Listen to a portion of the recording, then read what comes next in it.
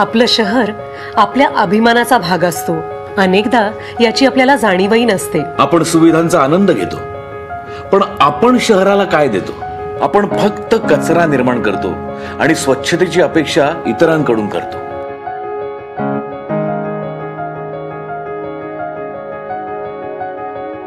आपण आपल्या स्वतःच्या घरात असंच वागतो का?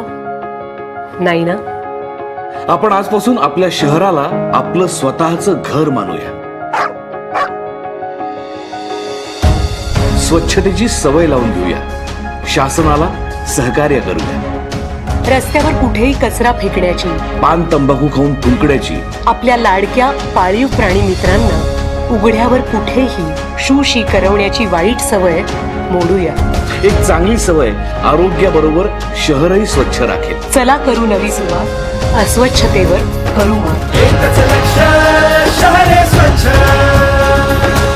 पुरवठा व गुंठेवारीच्या प्रश्नामुळे आमदार विजय देशमुख यांनी सोलापूर महानगरपालिका इथं अतिरिक्त आयुक्त संदीप कारंजे यांच्या उपस्थितीत आढावा बैठक घेऊन शहरातील नागरिकांच्या समस्या, पाणी पुरवठा व गुंठेवारीच्या प्रश्नासंदर्भात विशेष चर्चा करण्यात आली।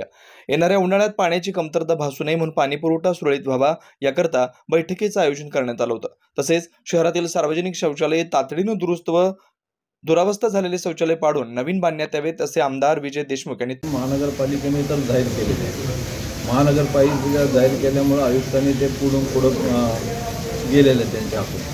त्यामुळे याच्या संदर्भात जे काही तक्रार असेल किंवा काही सुधारणा करून घ्यायचं असेल तर शासनाकडे तक्रार करून आम्ही ती सुधारणा करून घेणार आहे। माझं आणि आपले शहराध्यक्ष नरेंद्रजी तारेकरसोबतही चर्चा झाल्या आणि त्यांना मी सांगितलं की आपण आपले जे काही अडचणी आहेत आपण शासनाकडे जाऊ आणि ते प्रश्न सोडून घेऊ। गुंठेवारीच्या संदर्भात आज चर्चा झालेली नाही, पण त्याची चर्चा 2-3 दिवसात त्याचा आराखडा तयार आहे। शासनाला म्हणजे लोकांना आता नवीन बांधकाम केल्यावर त्यांना काय भाव म्हणजे भाडं किती बसणार आहे किंवा किती फुटाचे आता जो नवीन बांधकाम करून दिलं तर त्यांना किती फुटाचं घर मिळेल, या सगळ्या गोष्टीची चर्चा 2 दिवसामध्ये बैठक लावून तिथल्या नागरिकाशी पहिल्यांदा चर्चा होईल आणि त्यानंतर नागरिकांना ती पसंत आलं तर मग पुढं मग कुणाला द्यायचं काय द्यायचं हे मग किंवा त्याचं कसं हे करायचं ते ठरतं।